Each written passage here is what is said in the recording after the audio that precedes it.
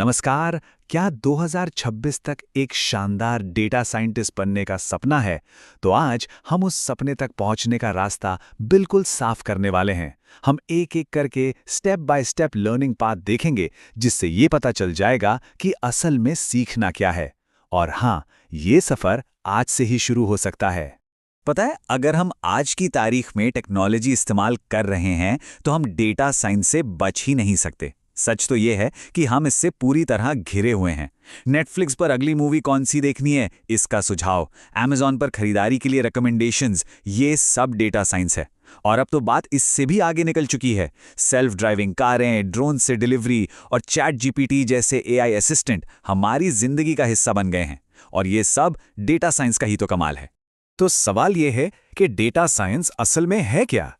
इसे ऐसे समझिए कि ये मैथ, प्रोग्रामिंग और मशीन लर्निंग का एक मिक्सचर है। लेकिन इस कहानी का असली हीरो है डेटा।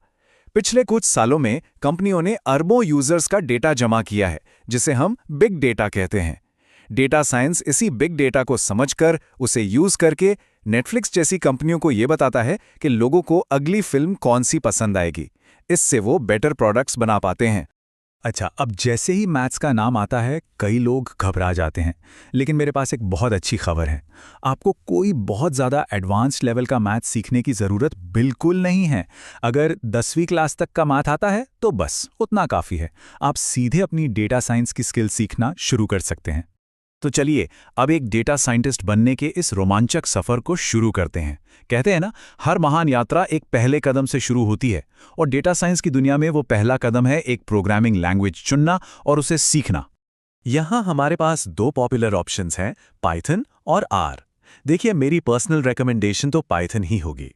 अब आप पूछेंगे क्यों?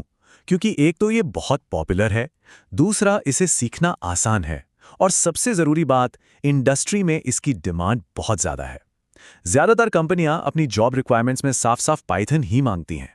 ठीक है, पाइथन सीखने के बाद अब हमें दो बहुत ज़रूरी लाइब्रेरीज पर फोकस करना है, नमपाई और पैंडास।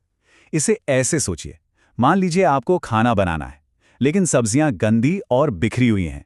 तो डेटा प्री प्रोसेसिंग का मतलब है उन सब्जियों को धोना और काटना। पैंडास ठीक यही काम डेटा के साथ करता है, उसे साफ करके इस्तेमाल के लिए तैयार करता है।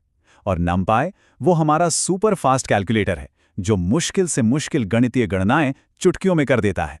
प्रोग्रामिंग में हाथ साफ करने के बाद अब बारी आती है उस नींव की जिस पर डेटा साइंस की पूरी इमारत खड़ी है, गणित और स्टैटिस्टिक्स।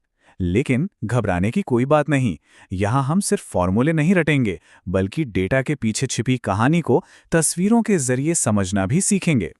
यहाँ एक बात गांठ बांध लेनी है, हमें मैथ्स को स्कूल के बोर्ड एग्जाम की तरह रटना नहीं है।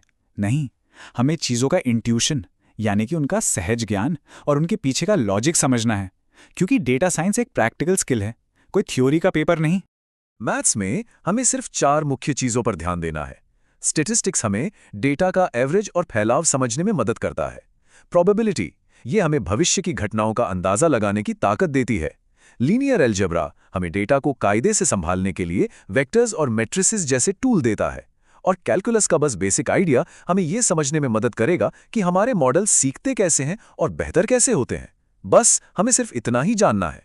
तो डेटा विजुअलाइजेशन का मतलब है अपने डेटा को चार्ट्स और ग्राफ के जरिए कहानी की तरह सुनाना। ये सिर्फ अपने समझने के लिए ही नहीं, बल्कि टीम मेंबर्स और मैनेजर्स को अपने काम का मतलब समझाने के लिए भी बहुत ज़रूरी है, खासकर जब वो लोग टेक्निकल बैकग्राउंड से ना हों। इस काम के लिए दो बहुत ही शक्तिशाली पाइथन लाइब्रेरीज हैं, मैटप्लॉटलिब और सीबोर्न। मैटप्लॉटलिब को एक आर्टिस्ट की तरह समझिए, जो कैनवस पर हर एक ब्रश स्ट्रोक को कंट्रोल करता है। वहीं सीबोर्न एक जादूगर की तरह है, जो कम मेहनत में खूबसूरत और जानकारी से भरे चार्ट्स बना देता है। और हाँ, अगर डेटा एनालिस्ट की जॉब्स पर भी नजर है, तो पावर बीआई और टैब्लू सीखना एक सुपर पावर की तरह काम आएगा। और अब हम उस हिस्से पर आ गए हैं जहां असली जादू होता है। अब हम सीखेंगे मशीन लर्निंग और डीप लर्निंग। ये वो जगह है जहां हम मशीनों को इंसानों की तरह डेटा से सीखना और भविष्य के बारे में प्रेडिक्शन करना सिखाते हैं। मशीन लर्निंग के दो मुख्य प्रकार हैं, सुपरवाइज्ड और अनसुपरवाइज्ड। सुपरवाइज्ड लर्निंग में हम लेबल वाले डेटा का इस्तेमाल करते हैं, जहां हमें आउटपुट पहले से पता होता है। जैसे ये पता लगाना कि कोई मरीज हेल्दी है या नहीं। वहीं अनसुपरवाइज्ड लर्निंग में हम बिना लेबल वाले डेटा में छिपे हुए पैटर्न ढूंढते हैं, जैसे मरीजों को उनके लक्षणों के आधार पर अलग-अलग ग्रुप्स में बांटना। मशीन लर्निंग मॉडल्स बनाने के लिए हमारी सबसे अच्छी दोस्त है scikit-learn लाइब्रेरी। कंपनी के डेटाबेस से सीधा डेटा खींचने के लिए SQL में मास्टरी करनी होगी, और क्योंकि हम अक्सर टीमों में काम करते हैं, इसलिए अपने कोड को मैनेज करने और दूसरों के साथ मिलकर काम करने के लिए गिट और गिटहब सीखना ये तो बेहद ज़रूरी है। देखिए, कुछ साल पहले तक डीप लर्निंग एक स्ट्रिक्ट रिक्वायरमेंट नहीं हुआ करती थी, लेकिन आज के कंपटीशन को देखते हुए ये एक ज़रूरी स्किल बन चुकी है। डीप लर्निंग मशीन लर्निंग का ही एक हिस्सा है, जिसमें हम आर्टिफिशियल न्यूरल नेटवर्क्स के साथ काम करते हैं, जो हमारे इंसानी दिमाग की तरह काम करने की कोशिश करते हैं।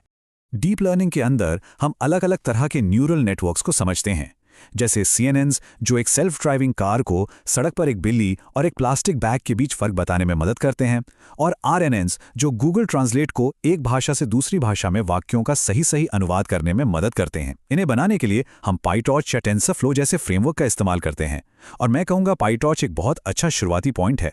अब जब सारी ज़रूरी टेक्निकल स्किल्स सीख ली गई हैं, तो अगला और शायद सबसे महत्वपूर्ण कदम आता है, इन स्किल्स को एक सफल करियर में बदलना। चलिए कुछ बहुत ज़रूरी टिप्स पर नज़र डालते हैं जो नौकरी पाने में मदद करेंगे।